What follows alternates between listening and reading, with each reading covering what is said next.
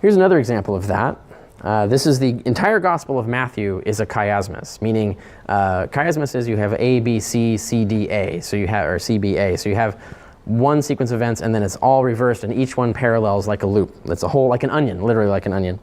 So look at this. Here's the structure. It begins with a genealogy, a summary of past times. It ends with a commission that includes a summary of future times. In the beginning, Mary and an angel arrives and the birth of Jesus. In the end, you have Mary, an angel arrives, and the resurrection of Jesus. Then you have gifts of wealth at his birth, an attempt to thwart that birth. Parallel to that, you have a gift of wealth at his death, Joseph of Arimathea, and an attempt to thwart the resurrection, the guards that Matthew puts on the tomb. The next onion layer down is Jesus' flight to Egypt as a child. There's a woe to the children, and the prophet Jeremiah laments the end of the first temple.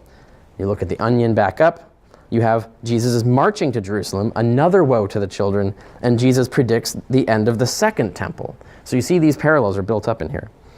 Then you have Judea is avoided. Specifically, Mark says Jesus avoids Judea, but you look at the onion on the other side, Jesus enters Judea. You look at the other one, now we're at letter F here. There's the baptism of Jesus, and then when we get to the corresponding end, there's the transfiguration of Jesus. So these, you notice now suddenly those two things are in parallel. You have Jesus crossing the sea twice at letter G, and then notice you look in the same place at the end of the gospel and look at the onion. Guess what? He's crossing the sea twice. So you have the exact same thing happening in the onion structure.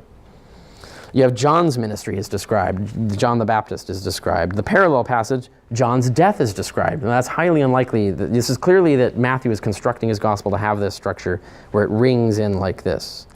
In early section, there's a rejection of Jesus. You look at the matching section, there's a rejection of Jesus. Again, parallel. You have the secrets are revealed through Jesus, and then you have secrets revealed through Jesus. Parallels again. You have the attack of the Pharisees, parallel to the condemnation of the Pharisees. And in the middle of all of this, the one thing that doesn't have a parallel, where everything else is ringed around it, the center of the gospel, and therefore the center of the message, is that the Pharisees determined to kill God's servant. So it's the entire structure of Matthew is clearly mythical. It's clearly set in the order to be fiction and to have this onion structure in it. Notice there's another feature to this. In the beginning, you know the phrase, they shall call his name Emmanuel, which means God is with us. And you always wonder, like, well, they never call him Emmanuel. So what on earth was that prophecy about?